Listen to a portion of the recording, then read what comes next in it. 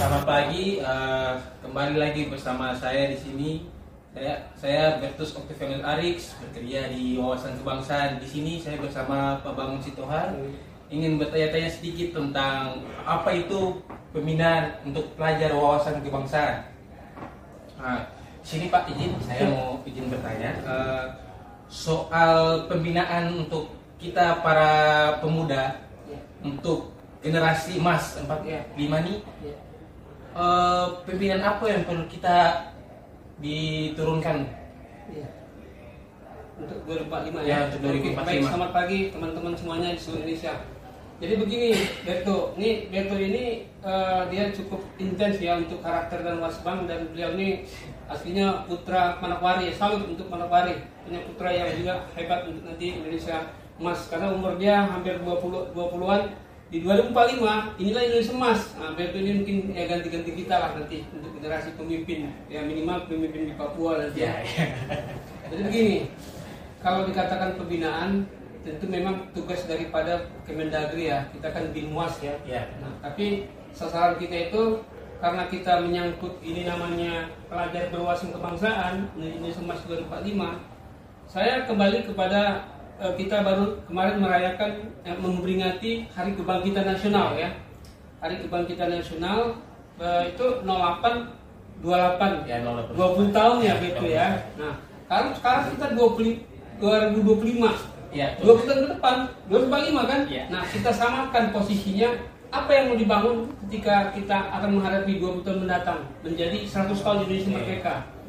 Nah, di 08 dia berhasil kepada Sumpah Pemuda 20 tahun kan, berarti kan apa yang terjadi terbangkitkan nilai-nilai kebangsaan, kebersamaan, kegotong royongan itu bisa menjadi satu kesatuan untuk Sumpah Pemuda di 1928. Nah, kita nggak bicarakan situ, nanti mungkin pas Sumpah Pemuda kita bicarakan. Tapi sekarang tadi kembali ke pertanyaan, apa itu pembinaannya kan? Ya, betul. Karena kita ini punya provinsi kabupaten kota, tentu Kemendagri dia sampai ke bawah itu untuk meminta kepada semua yang menyangkut generasi muda supaya pembinaan karakter itu. Kenapa karakter? Karena karakter itu harus diajarkan. Nah, bagaimana pola pembinaannya?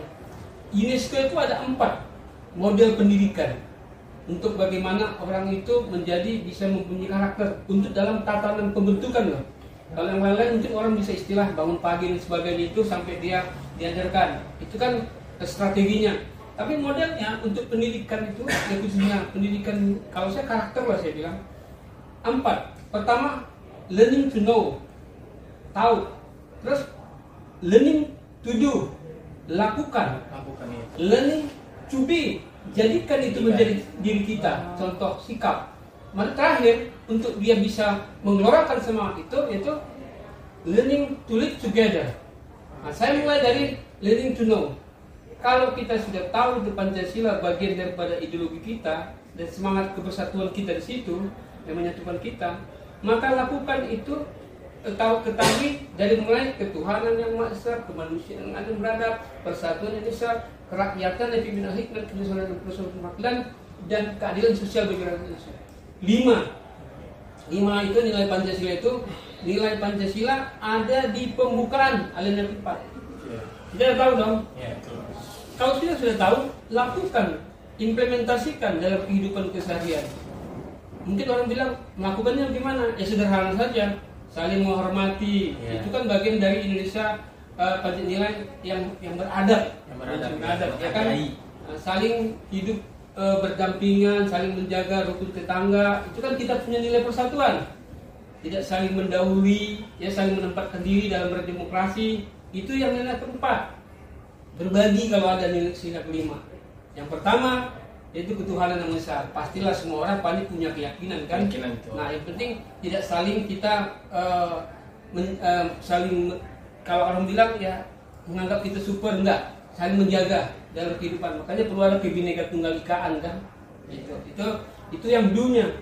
Jadi learning to be. Yang ketiga, tadi kan sudah know, tahu. Lakukan.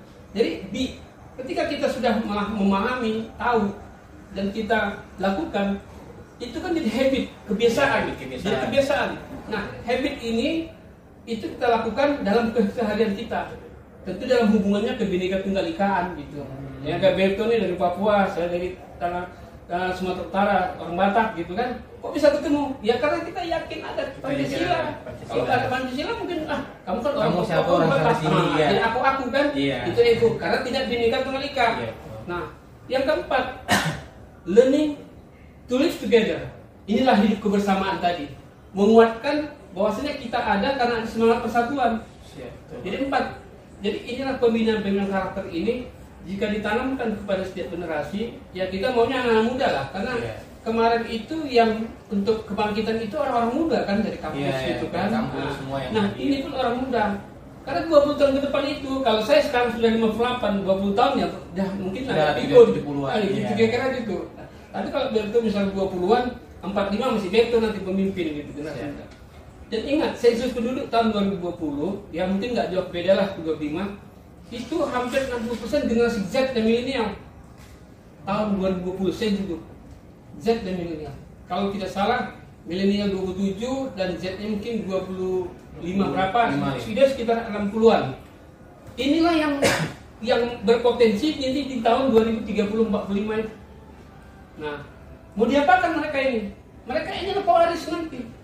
Jadi generasi itu bukan masalah apa yang siapa generasinya, tapi nilai apa yang ditanamkan generasi itu betul. Nah itu yang saya bilang ya. Jadi kira-kira pola pembinaan kita tentu kita ada kayak kita pusat pendidikan wawasan kebangsaan, dan kemudian di Diknas juga di Dasmen ada itu bagian karakter di sekolah gitu. Jadi untuk menanamkan ini dari sekolah. Nah, kalau di keluarga mungkin dia lebih sektoral kan. Kalau dia di sekolah kan dia sempat melalui kurikulum. Saya pikir itu. Kalau ada yang lain mungkin mau ditanyakan lagi.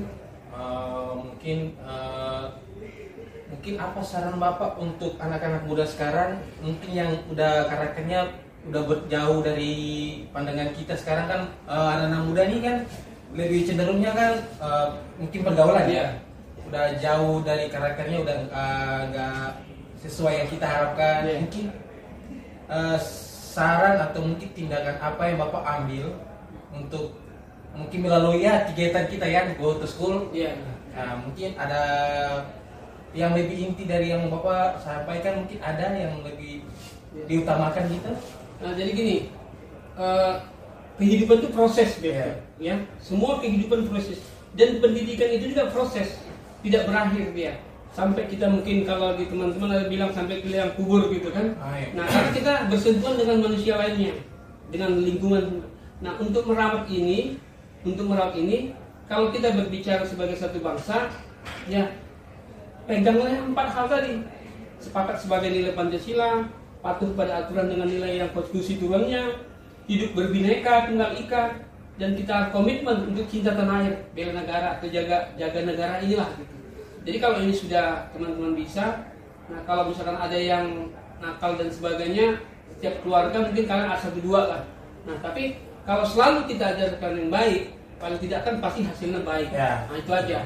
Jadi kita mulai dari teman-teman pelajar inilah, karena mereka lah cikal bakal yang kalau istilah karakter ya di mereka ini nanti gitu. Kalau kita yang sudah di tataran kebijakan pembinaan pengawasan ke daerah, mungkin kita sarankan kepada teman-teman Pemda, ya galakkanlah bagaimana untuk dalam rangka gotong royong, sifat-sifat yang sederhana di lingkungan masyarakat, khususnya kearifan lokal gitu kan. Nah kalau misalkan ada kebijakan yang misalkan untuk memasukkan tempat rehabilitasi dan sebagainya, saya pikir sekarang kan era IT ya, era IT setiap orang mungkin punya handphone. Jadi kan sekarang tanpa kita ajari dia sudah tahu kan. Nah tapi nilai moral itu tergantung dari keluarga, sekolah, masyarakat, dan juga lembaga pendidikan, termasuk kita di Kementerian Dalam Negeri. Jadi Kemendagri khususnya di Polpum, karena dia di dalam tugas Pemda itu ada 3 absolute, concurrent, PUM. Nah pemerintahan umum ini kita ini bagaimana menggelorakan semangat pendidikan wawasan kebangsaan, khususnya melalui pendidikan karakter. Jadi nanti 2045 kita nggak nyesal lagi, kita sudah lakukan. Jadi karena pendidikan proses, dalam proses itu kita kasih hal-hal yang menyangkut gizi kebangsaan lah. Kalau saya bilang gizi kebangsaan, kan sekarang pemerintah sudah bikin makan bergizi gratis ya, programnya itu sudah bagus supaya nggak ada stunting. Kalau Berto sudah tinggi bagus gitu ya, gizi sudah bagus. Mungkin kalau dia bergizi dan dia jasmani rohaninya bagus, tapi kalau dia tidak berkebangsaan yang bagus juga kan enggak kan? Iya. Nah, bagus perlu ada gizi kebangsaan. Mungkin itu yang kita lakukan itu. Ya.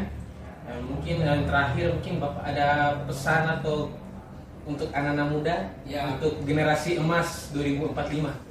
Pesan kami karena ini proses untuk di tahun 2005 ini semua kita elemen masyarakat, marilah kita sama-sama dari mulai keluarga, masyarakat dan lingkungan di mana kita berada memberi yang terbaik dalam hal nilai-nilai yang bisa menjadi penuntun anak-anak menjadi Indonesia emas 100 tahun Indonesia merdeka. Mungkin itu pesan kita. Semuanya proses sehingga kita selalu untuk berbuat yang terbaik bagi nusa dan bangsa. Oke. Mungkin saya tutup. Terima kasih Pak Bangun Terima kasih, untuk bincang-bincang pagi hari ini. Sekian dan terima kasih. Terima kasih.